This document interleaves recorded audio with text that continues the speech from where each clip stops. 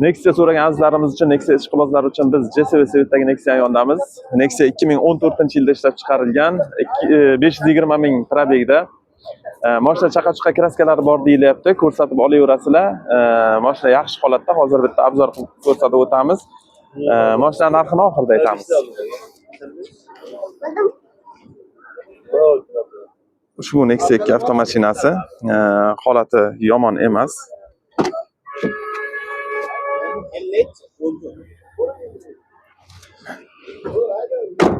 Tonirovga ruxsati bormi? Qancha qolgan? 8 ta tonirovga ruxsati ham bor ekan mana.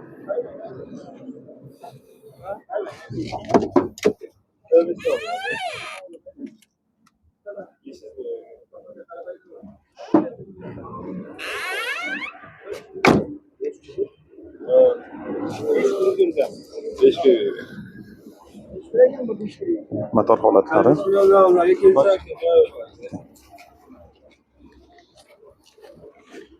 Demak, bu mashina egalari 42 million so'mga berar ekanlar. Kimga qiziq bo'lsa, nomerlarni qoldiramiz. Aloqaga chiqib savdolashib ko'rsatasiz. Ana endi nomer